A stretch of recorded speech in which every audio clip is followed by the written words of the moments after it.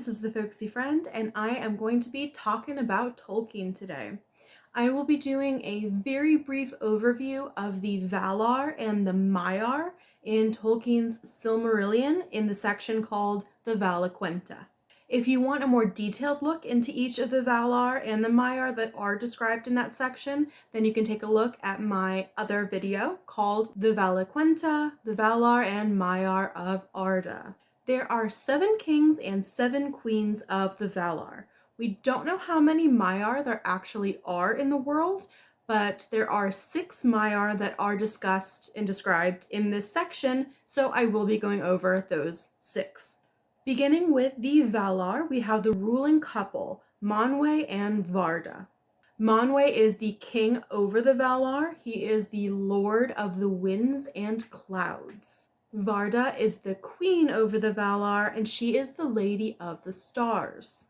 They are the most powerful of all the Valar. Next is Ulmo. He does not have a partner. He is the lord of the waters. He spends most of his time in the deep parts of the sea and rarely takes on a physical form. Then there's Aule, who's just a little less powerful than Ulmo. Aule is the master of smithing and crafts, and he is the lord of everything that the land is made from. So think rocks, soil, gems, metals, all of that. Aule is married to Yavanna, the giver of fruits. Yavanna created all things that grow, and she is also known as Kementari, which means Queen of the Earth.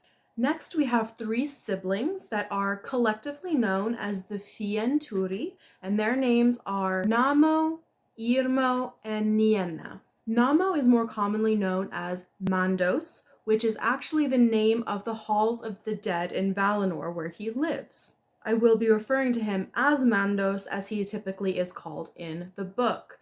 Mandos is the lord over the halls of the dead and has the ability to call any spirits of the slain to him. He knows all things that will ever happen in the world, except for the things that Iluvatar has hidden from the Valar.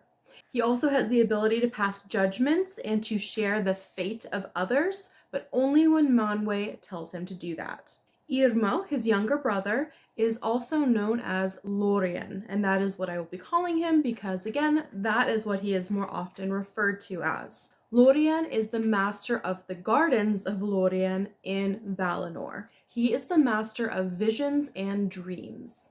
Their sister, Nienna, is the lady of pity and mourning. Mourning as in grief, not mourning as in the sunrise. And she lives alone in halls that are near the halls of Mandos. She feels deep sorrow over all the wrongs and the hurts that exist in the world, and she cries over them. Her cries bring hope and strength to all those that hear it. Vaire the Weaver is married to Mandos, and she has the ability to weave all histories into her webs that cover the halls of Mandos. So the longer time goes on, the more history there is, the bigger and bigger her webs get.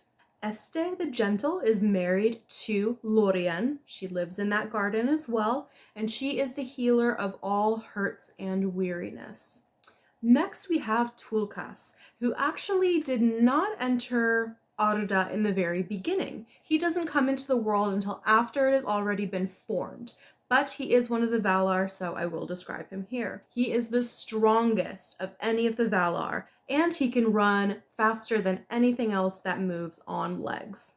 Tulkas is married to Nessa, who is the sister of Orome. She loves to dance and to run with her deer. Orome is a mighty lord who, although he is not as strong as Tulkas, he is much more terrifying in his anger. Orome loves to ride across the lands of Middle-earth atop his horse, Nahar, and they hunt for evil things. He loves all of the lands, but especially the forests, and he is given the name Lord of the Forests by the elves. Last is Vana, who is the wife of Orome and the younger sister of Yavanna. Vana is called the Ever Yong. Flowers grow wherever she walks, and whenever she looks upon them, they will bloom, and birds will sing when she comes near. Those are all the Valar, so let's move on to the Maiar. These are spirits that are just less powerful than the Valar and are their attendants and servants. The first two that are described are Elmeri and Eonwe. Elmeri is the handmaiden to Varda, and Eonwe is the herald of Manwe. He is described as being the most skilled at using weapons of any creature in Arda.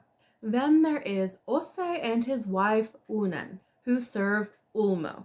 Ose is the master of the shallow parts of the sea, so think shoreline and coastline, and Unen is the lady of the seas, who loves most all things that live and grow in the salt water.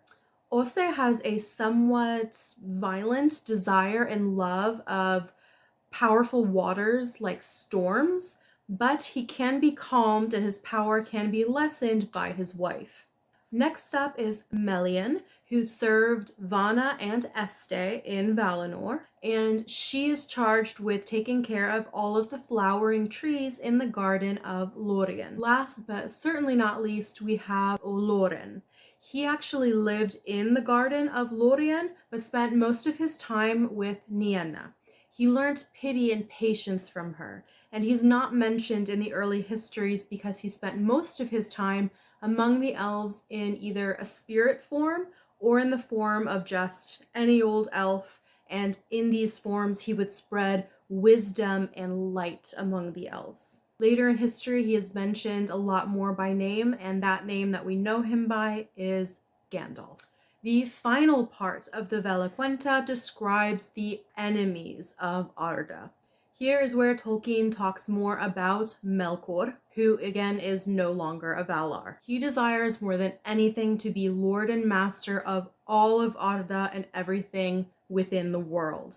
He is a creature of darkness and fire. He lies and uses others with no empathy, and the only thing he ever thinks about is himself and his desires. There are many spirits who serve Melkor. Some were attracted to him in the beginning by his great power and fell into darkness with him, whereas others he then corrupted or seduced over to his side later. The most terrifying of these spirits were known as the Valarukkar.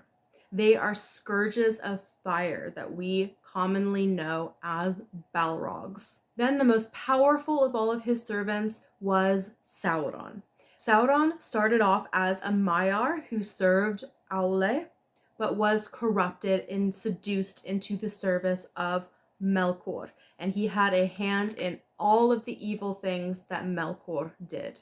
Tolkien describes him as being next to Melkor in all things, including evil. Here ends the Valaquenta. I hope you enjoyed that quick overview of the most powerful beings that exist in Arda. Again, for a more in-depth look, you can take a look at my other video. I go pretty heavy into the detail that is described in the book there. But whether you do or you don't, I still appreciate you spending some time with me here today as I talked about Tolkien. And I hope to see you in my next video where I will go over the beginning of the true history of Arda. Have a great day.